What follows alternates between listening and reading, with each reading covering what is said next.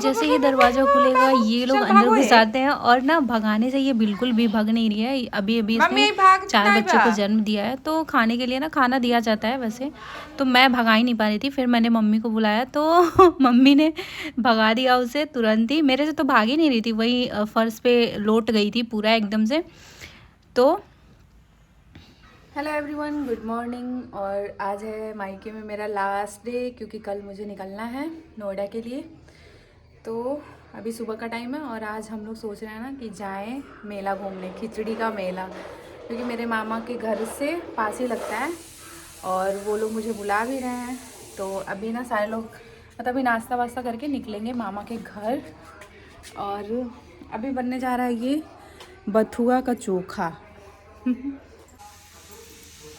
मायके का ज़्यादा ब्लॉग मैं बना नहीं पाई हूँ क्योंकि माही की तबीयत ख़राब हो गई थी और वो बिल्कुल एकदम से सो गए थे 7 दिन, मतलब खाना वाना सब कुछ छूट गया था उसका। तो मैं इस चक्कर में मुझे भी वीडियो बनाना अच्छा नहीं लग रहा था, बहुत ही कम से कम वीडियो बनाया मैंने। और घर आने के बाद ना देसी खाने को मिलते हैं और मम्मी चाहती है क्या बना दूँ क्या खिला दूँ, बट इतना टाइम ही नहीं होता है, उसकी इच्छा ही नहीं पूरी हो पाती है। जब आते टाइम लगती है रोने की, ये नहीं कर पाए ये नहीं कर पाए, और ऊपर से ये भी चले आते हैं मेरे पति देव, तो उनके लिए भी रोने लग जाती हैं।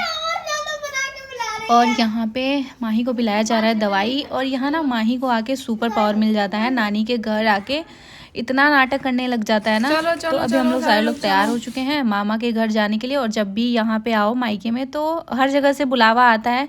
तो अभी मैं जा रही हूँ अपने मामा के घर और रास्ते में हमने सोचा फल फूल ले लिया जाए कुछ, तो यहाँ पे छोटी ले रही है और इस तरह से फिर हम लोग निकल लेते हैं अपने मामा के घर। और ये रहा मेरे मामा जी का घर, पहुंच गए हम लोग। और माही को भी बहुत मज़ा आ रहा था घूमने में और बेचारा एक तरह से सैड भी था कि छुट्टी ख़राब हो गई मेरी, बाकी 7 दिन मैं सोया ही रह गया, खेल नहीं पाया। और मामा के यहाँ इतने ज़्यादा मतलब सिबलिंग्स हैं हमारे, भाई बहन, मतलब बहुत ही मज़ा आता था। और ये मामी लोग मेरा पैर छू रही हैं, मांझी का पैर छूना या फिर मतलब अच्छा माना जाता है, तो ये लोग मेरा पैर छू रही हैं।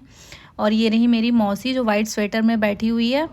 और एकदम से खचाखच गर्मियों की छुट्टियों में ना इतना मज़ा आता था कि पूछो ही ना, सारे लोग इकट्ठा होते थे और खूब हुड़दंग मचाते थे हम लोग।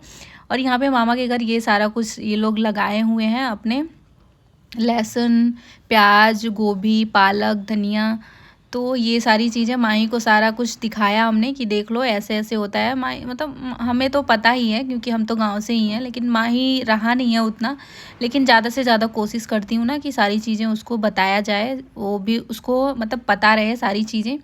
तो ये रहा मामा के अंदर का घर और सारे लोग बाहर ही बैठे थे, आग जला हुआ था।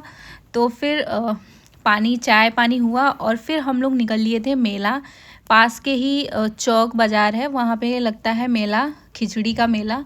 और इतनी ज़्यादा भीड़ ना कि गाड़ी अंदर तक मतलब जाने ही नहीं दे रहे थे कि भीड़ हो जाएगी, बहुत ज़्यादा ट्रैफिक वाली दिक्कत हो जाएगी।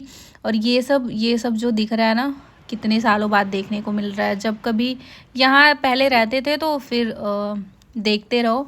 और मेरा सबसे पसंदीदा चीज़ झूला झूलना, तो मैं मेले में आके झूला ना झूलूं कि ऐसा हो ही नहीं सकता। तो हम लोग लाइन में लग गए थे टिकट्स लेके और सारे लोग नहीं आए थे, बस 4-5 लोग ही आए थे क्योंकि सबके बस की बात थोड़ी ना है इतने ऊपर झूला पे झूलना। मुझे तो मज़ा आता है और इतनी भीड़ थी ना, इसलिए हम लोग खिचड़ी वाले दिन नहीं आए थे कि बहुत ज़्यादा भीड़ होगी। तो मेला वेला घूमने के बाद गर्मा गर्म जलेबी इमरती खाया हमने और फिर घूम के आ गए थे घर। और घर पे बनने वाला था मटन, तो मटन ना बाहर बनेगा इसलिए चूल्हा बना रही थी मामी बाहर। और यहाँ पे सारे भाई, मेरे भाई सब इतने अच्छे हैं ना कि इतनी हेल्प कर देते हैं कि मम्मी लोग को उतना दिक्कत नहीं होता है। तो यहाँ पे चूल्हा बन गया था और मटन के लिए भगोना भी चढ़ा दिया गया था। और यहाँ पे सारे लोग बैठे थे, किसी एक को नहीं कहा जा सकता कि इन्होंने बनाया, सारे लोग बैठे थे और सारे लोग का हाथ लगा था। लेकिन गाइस इतना टेस्टी बना था ना, एकदम सुपर यमी। और चूल्हे का इतने दिनों बाद खाने को मिला था, मतलब बहुत अच्छा लग रहा था, मुझे तो बहुत मज़ा आया खाने के बाद। तो खाना वाना खाया हम लोगों ने और फिर निकल लिए थे रात में ही घर।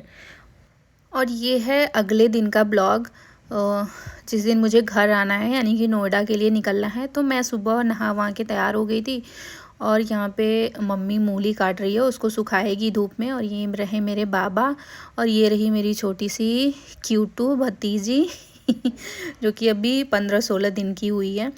तो ये बहुत ही इमोशनल मोमेंट हो जाता है मेरे लिए, मम्मी के लिए। मम्मी तो इतना रोने लग जाती है ना, तो उसके सामने मैं कम ही रोती हूँ। अगर मैं ज़्यादा रोने लगी तो फिर वो चुप ही नहीं होगी, तो इसलिए मैं उसके सामने कम रोती हूँ। और आसी भी आने के लिए बोल रही थी हमारे साथ, और पापा को सुबह ही जाना था कहीं, तो वो निकल गए थे सुबह ही।